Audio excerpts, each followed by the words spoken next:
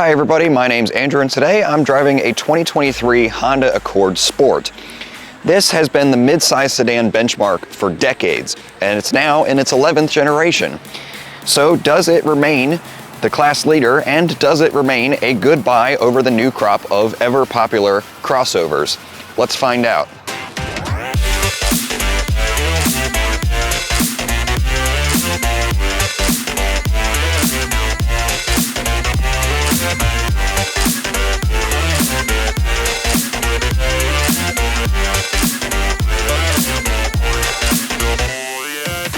While the Accord is no longer the best-selling sedan in the country, and many of its rivals have gone bye-bye over the past few years, Honda hasn't given up hope yet.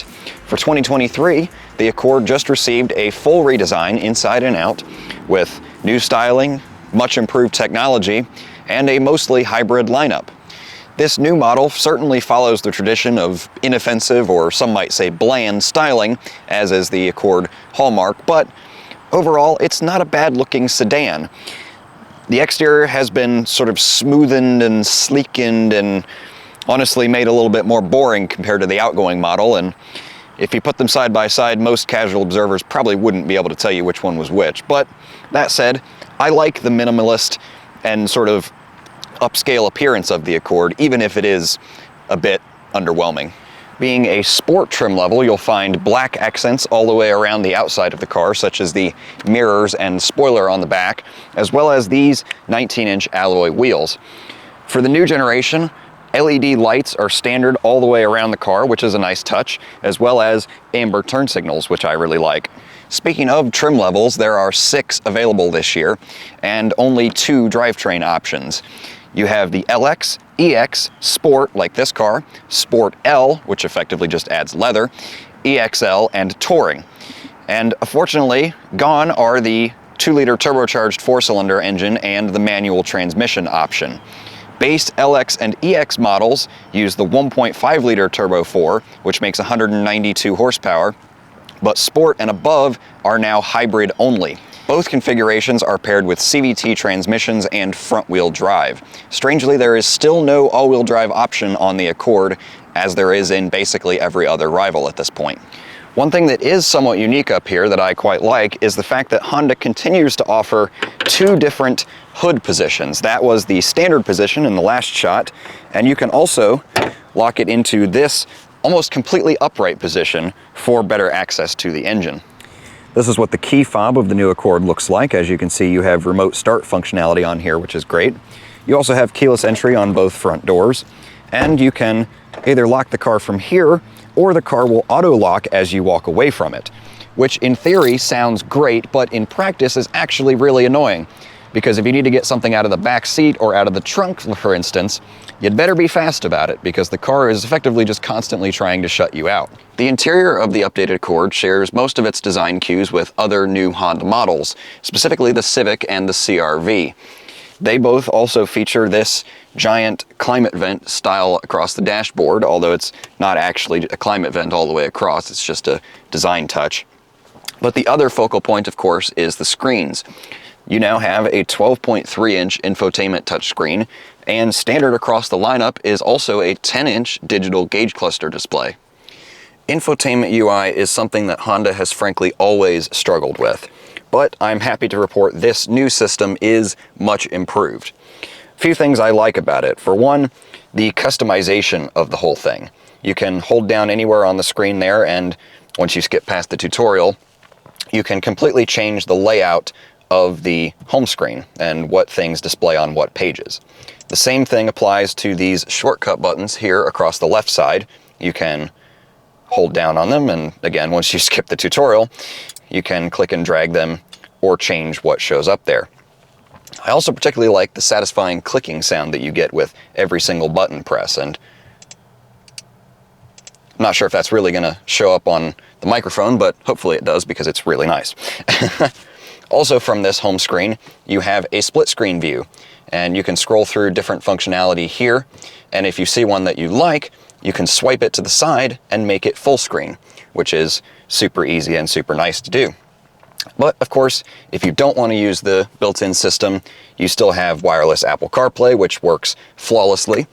much better than some BMW and Ford products that I've been in. And top-end trims get a fully Google-based system, which should be even better. I would also like to see a little bit more customization with this digital gauge cluster. While it is cool that this is a standard feature across the lineup, it is pretty basic as far as these digital gauge screens go. For one thing, you're not able to actually change the layout at all. This is the only layout that you can select. It does change colors slightly. For instance, if you put it in Sport, it goes a little bit red around the edges, but that's really the extent of the visual changes that you can make. You can change what's in the center of each of the binnacles. For instance, the left side is all of your entertainment, your Apple CarPlay, Bluetooth, regular radio, or your Alexa, since this does have Alexa built in. But the right side is all of your safety information, trip computer, your seat belts. That is a cool feature. You can see who doesn't have their seat belt on. Maintenance information, like I said, safety display, or just this blank screen with the speedometer if you so choose.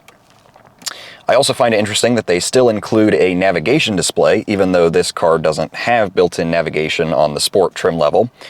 The top-end trims with the Google Maps integrated, it will show your Google Maps route right there, but unfortunately that doesn't work with regular CarPlay.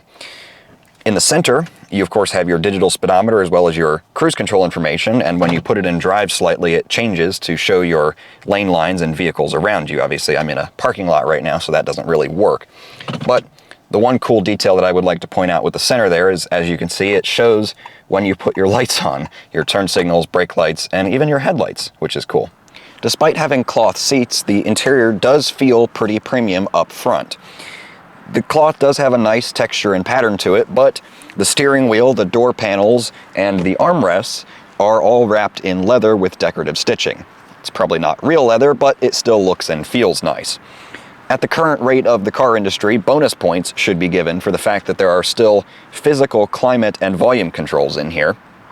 And my only real gripe with the front passenger area is the fact that Honda continues, for some reason, to refuse to offer heated seats with cloth interiors, even though other manufacturers have no issue with doing so, which is a little bit odd when you consider the fact that this car has a sunroof, a digital gauge cluster, LED lights, all the safety tech, but doesn't have heated seats.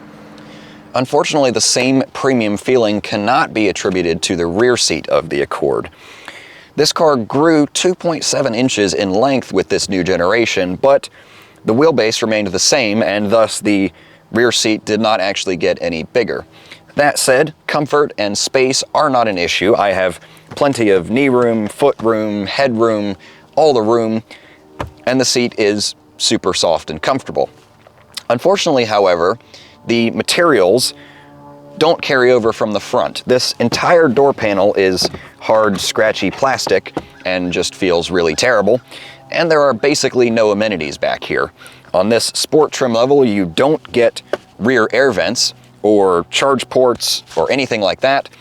And Honda even cheapened out by only putting one seatback storage pocket back here. I mean, maybe I'm wrong, but surely it's not any cheaper to manufacture two different seat covers than it is to just put the same one on both seats. I mean, come on.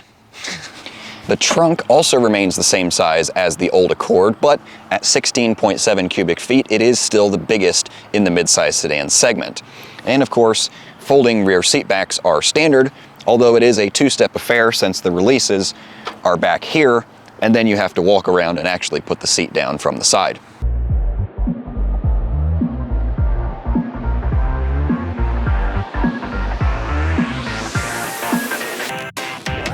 So after putting around 500 miles on this car, I am impressed by its well-rounded driving capabilities. It's certainly not exciting in any way, but on the highway, it's super soft and comfortable, the suspension is compliant, and it's a nice quiet ride. Tire noise is a little bit pronounced, but not overwhelming, and I think that's really just due to the tires that come on it from the factory.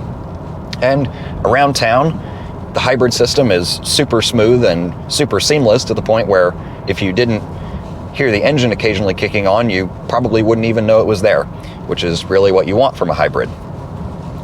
It's also marginally quicker than most of the other hybrid sedans out there. It's around half a second quicker from 0 to 60 than the Toyota Camry hybrid or even the new Toyota Prius, which is having gotten a lot of publication for being super fast and sporty. I mean, yes, it is compared to the old Prius, but this is still quicker. Unfortunately, there's really no getting around the fact that it is a CVT. It does its best impression of chewing gum at basically every opportunity. It tries to shift gears, but it's still a CVT at the end of the day. So there's really not much you can do about that. In sport mode, amusingly, the fake sound is amplified. I'm not sure if you can hear that there. And it sounds okay, but honestly, it just amplifies the fake gear shifts even more, which I don't love. But that said, on the highway and in my 500 miles of mixed driving, I was able to achieve around 45 mpg, which I am impressed with. Handling wise, of course, it's far from something like my Miata or even my previous Audi S4, but I was not disappointed. This car is actually relatively light. The regular gas-only Accord is about 3,300 pounds, and this hybrid one is about 3,500, which is several hundred pounds lighter than my S4 was. And since the weight is all down low with the hybrid system and the batteries, it actually corners fairly well. I mean, it does understeer, obviously, quite a bit, and torque steer is pretty minimal, though, luckily, but it's actually not a bad car around corners. Once again, though, the CVT does dampen things quite a bit. On the other hand, though, I was impressed that you can basically one-pedal drive this car, like an electric car, because it has shift paddles on the back of the steering wheel, which, at first glance, to the untrained observer, seem pretty pointless in a CVT, but once you actually use them, you discover that they actually adjust the level of regen that you get, which is something that you can really only do in EVs.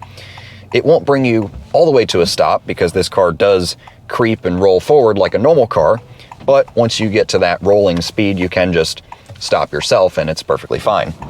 It's also worth mentioning that while this car does have active steering assist or lane centering, it is pretty garbage.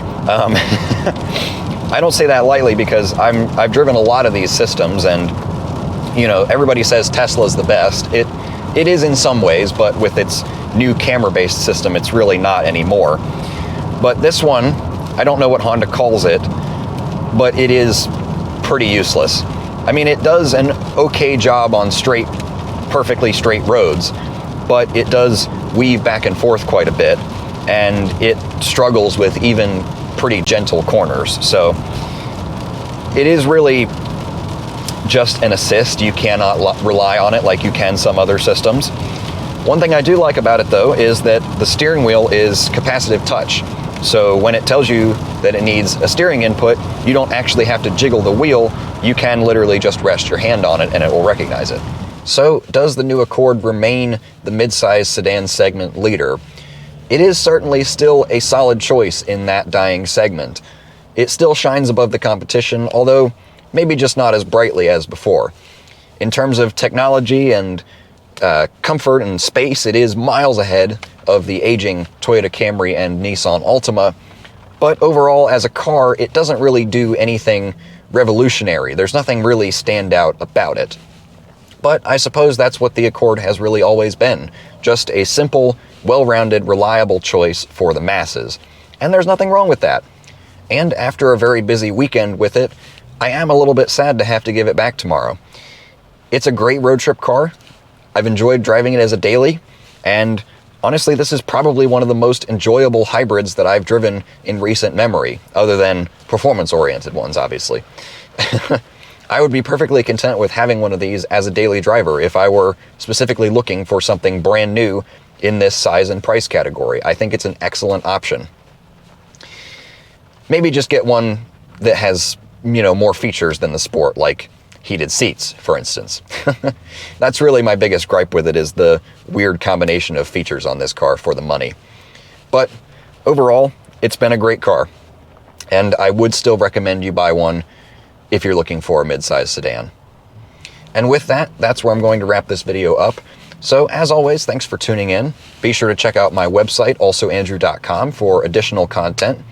And if you enjoyed this video, give it a thumbs up, or consider subscribing for plenty more content to come.